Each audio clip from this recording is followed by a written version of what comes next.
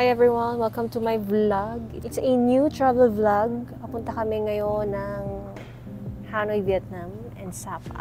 It's currently 1:45 a.m. dahil ang flight namin is at 5:15 a.m.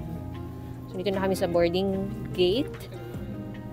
Ngayon ko lang na-experience to na sobrang relax pala kapag gantong oras bumabiyahe. Kasi umalis kami ng bahay ng mga past 12 o'clock, midnight. And then, dumating kami dito na mga 12:40. Walang traffic. Wala masyadong tao sa airport. Medyo nag-waiting time lang dun sa may pagkuha ng boarding pass. Pasok ko ng immigration, guys. Itong oras talaga, wala. As in, wala masyadong tao. Yun na nga, no, given na may senior citizens tayong dalawa, nasa priority lane pa, pero hindi nagamit kasi sobrang wala nga tao, guys, ng gatong oras. Hindi ko lang na-experience to, mag-travel international or pumunta dito sa airport na wala masyadong tao, sobrang tahimik. Yung mga tao dito naghihintay, natutulog na lang. Ganun din pala, no, kapag may kasama kang mga seniors, magulang mo, wala na masyadong tanong. Ang tinanong lang sa akin, saan ka nag-work? Kasi nakita naman nila na kapilito ko yung naunang dalawang senior. So, yun lang. Wala namang ibang hinanap. Passport lang. So, yun. Ito na kami. Waiting for our boarding time. So, I'm so excited. It's my first time in Vietnam. And expecting na still winter there. Pero hindi naman nag-snow, no? It's just, ano lang, siguro mga 15 to 20 degrees sa Hanoi. And sa Sapa, mas colder. So, first time to together. Actually, na-experience na namin yung ganong weather sa Taiwan. Pero mas feeling ko mas malamig sa Vietnam, sa Hanoi. So, yun lang. So, habang naghihintay, siguro, kakain muna. Yun lang. See you later, guys.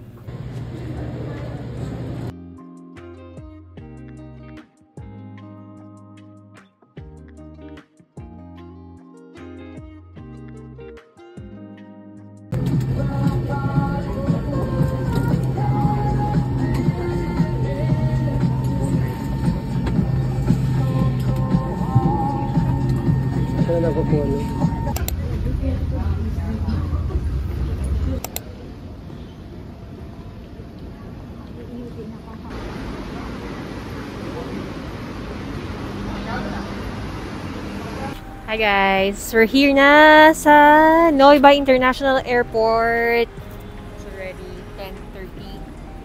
Dito kami sa Pilar 1.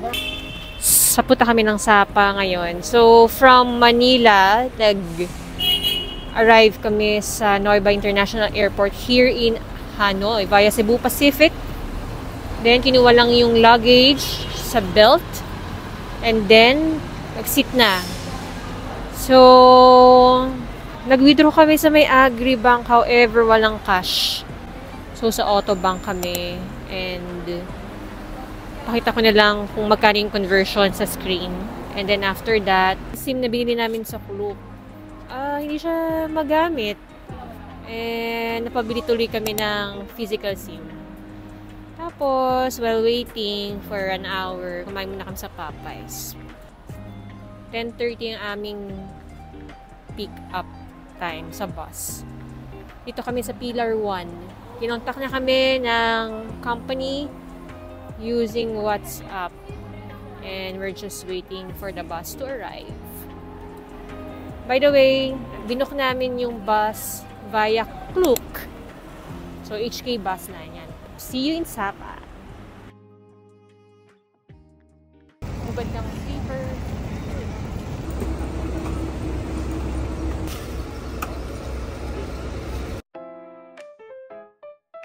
So, nakasakay na nga kami dito sa may sleeper bus. Pwede nyo gamitin yung blanket, yung earphones. And kaming apat pala nasa upper deck kami. Remote sa massage which is built-in sa bed.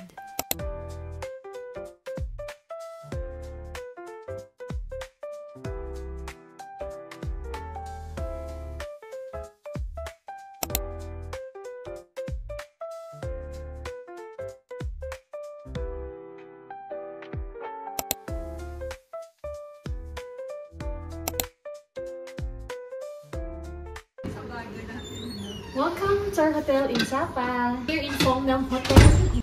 Dito sa binook naming hotel, meron kaming 2 queen beds, good for 4. At meron kaming balcony. Pwede magkape.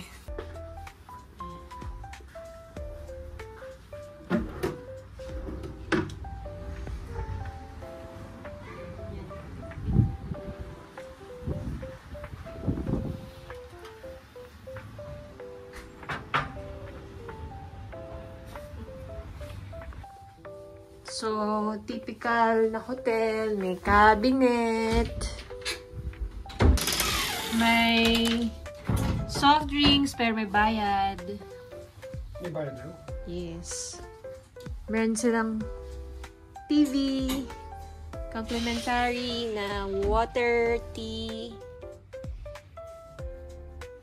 And then, the vanity table. Yun nga lang, magdala kayo ng sarili nyong chinelas. Ayan, ganyan lang yung chinelas sila pinaprovide. These are disposable. So, better bring your own. So, nabook ko tong hotel na to sa Klook.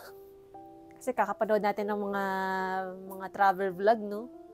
So, usually ito yung mga pinupuntan ng mga vloggers. And sulit siya. 3,797 lang nabook ko. Pero, it depends on the season. It depends din kung ano yung mga discount or promo codes na ginamit nyo. Pero, sobrang sulit na to kasi meron siyang free breakfast and mountain view. So, sulit na siya. And sa iba, medyo pricey na. Pero, I think, ito talaga usually pinupunta ng mga nag-travel vlog. Itong Fongnam. So, I recommend this hotel. And you can try this.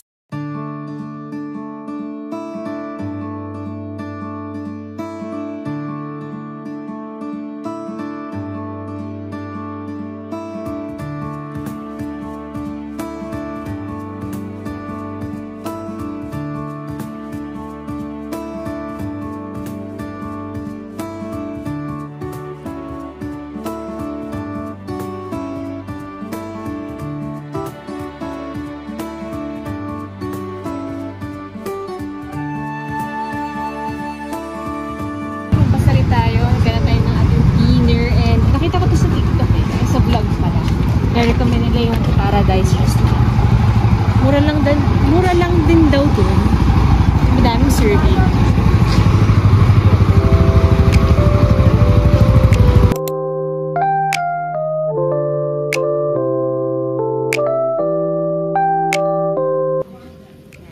Ito yung order namin. Grilled chicken, shrimp fried rice, and fried spring roll. Nantay na lang namin yung beef pho.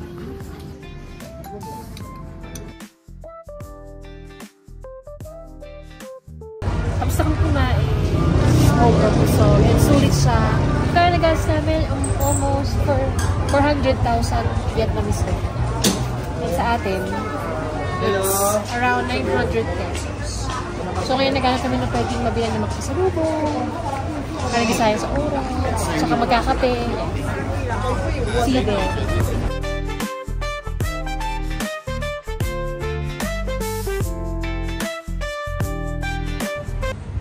Guys, dito pala pwede kayong mag-withdraw dito. Kasi walang TP Bank ito sa Sapa. So, tapat lang siya ng Sapa Center Hotel. Ito yung Agribank. Yan. So, yan, pwede nyo gamitin yung GCash nyo, no? For lower, ano dito? Lower transaction fee. Yan.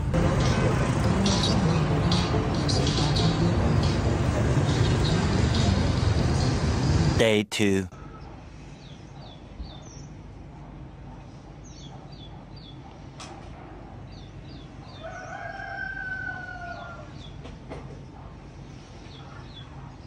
Morning everyone! This is our day 2 in Sapa, Vietnam. And we're just waiting sa aming breakfast buffet na kasama sa aming hotel at 7 AM. So it's currently 6:55. Nakaligo na kami kasi after the buffet, we will go to the Fancy Pan. Then, ang itinerary namin for today is after Fancy Pan, Via Trekking, and Moana Cafe, and last is yung Alpine Coaster. So ngayon, malamig. Mga ano siya, mga kanina 10 degrees Celsius. Pero later, mga afternoon, medyo ano siya, umiinit na mga 20 degrees. Pero ngayon parang Baguio feels lang siya. Parang Baguio lang. Pero sa Fancy Pan, I'm not sure kung gaano kalamig dun. So, magdadala kami ng pang-malamig ang outfit. So, samahan niyo ako for day 2. See you!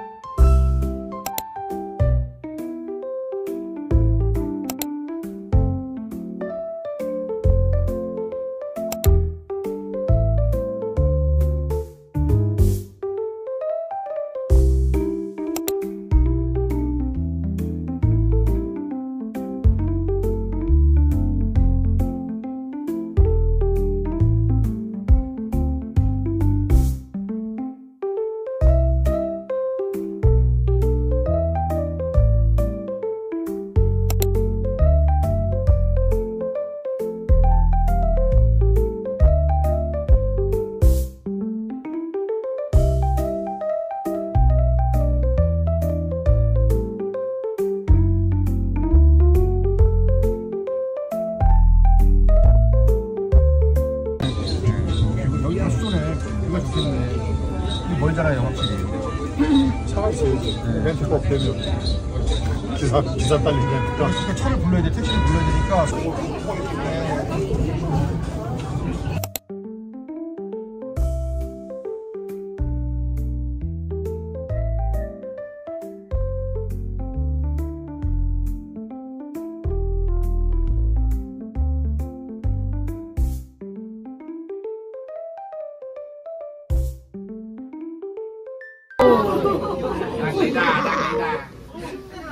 Takot.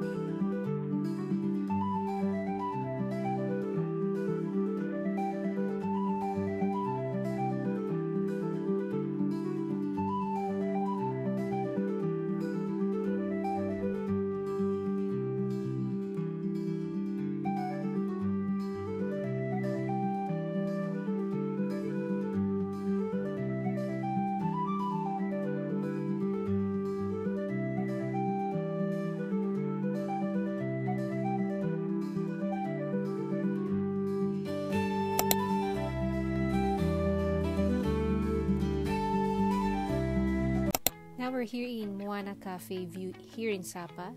After lunch na kami nakapunta dito kaya sobrang tirik ng araw. So better use your sunblock when going here or bring an umbrella kasi sobrang init. Dito yata ako nagkaroon ng sunburn, feeling ko. Wala kayong masisilungan dito masyado. Pero buti na lang malamig pa din ang weather dito sa Sapa. Pero yun nga lang, afternoon kasi siya. So na-feel pa din namin yung afternoon heat. Pero enjoy naman kasi ang ganda ng view dito and madaming mga photo spots na mag-e-enjoy ko at pang-Instagrammable talaga siya. May entrance fee pala dito guys, 90,000 dong each. And may kasama na siya isang drink. Kayo mamimili kung anong drink yung gusto niyo.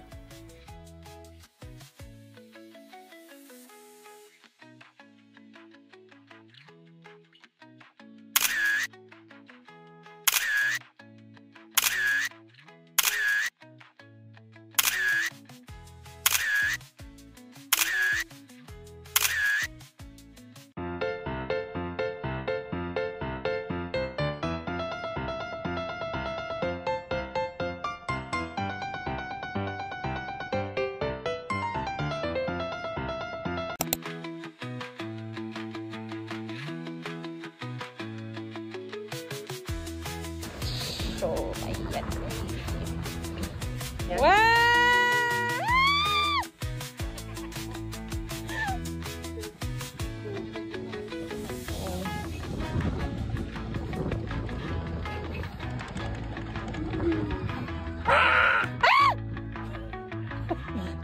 Hello ate, nastas pa lang kayo. Eh, baka... OMG!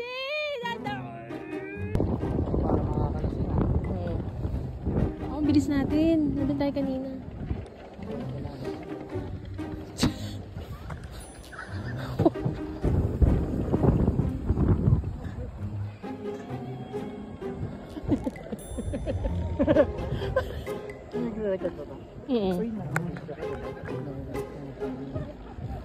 Sabagay wala namang ano yun, ano? Beep, beep. Yes, sumasenso. Ano yun? Look. Ayun sila, nabutan na tayo. No-control lang. Hindi ko lang no-control eh. Ayun. Pwede na. Sino nga yun? May tracking, ano sila no? Sensor.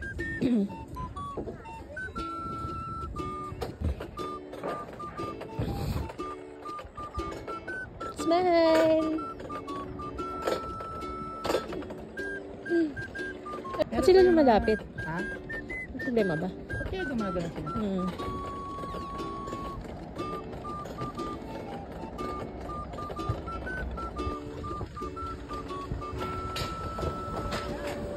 Yay!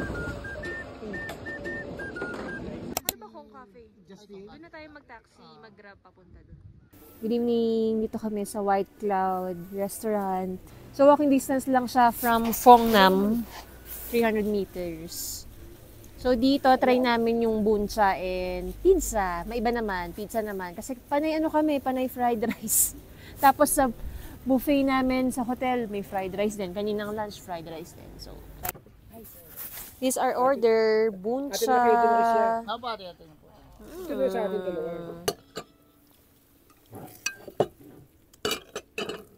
Dalawa bowl. What?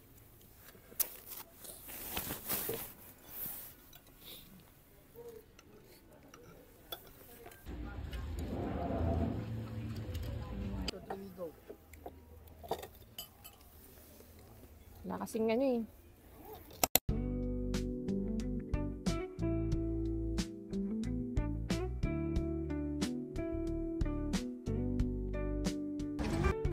Thank you.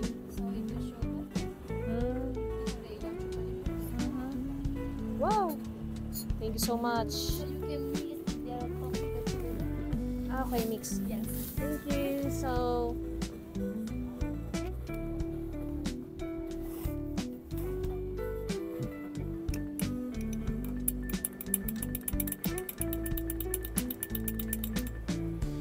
taste test. Lasang cake. Ang sarap, parang cake. Masarap. Very good. Hindi siya malansa for me.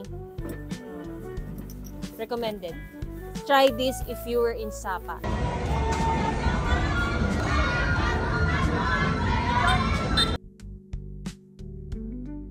Day 3.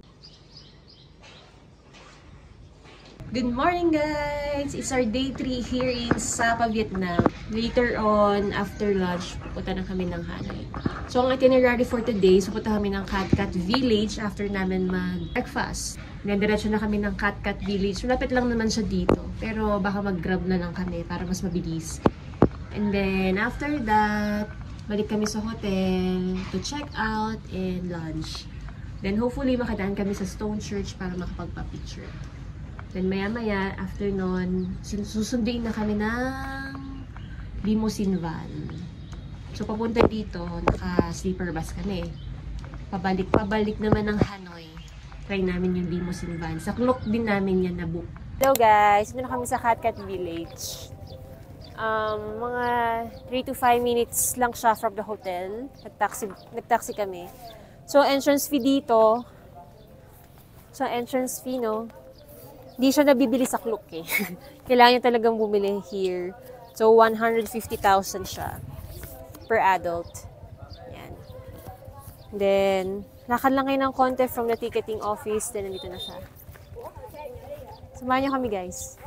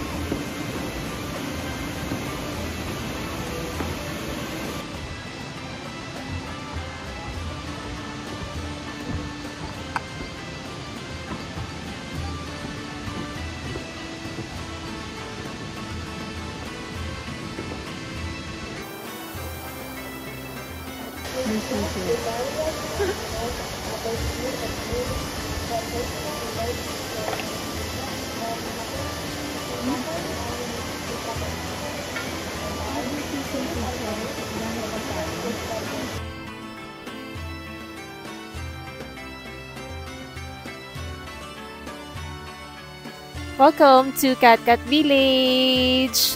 Ito niyo yun, guys. Daming mga pabebe.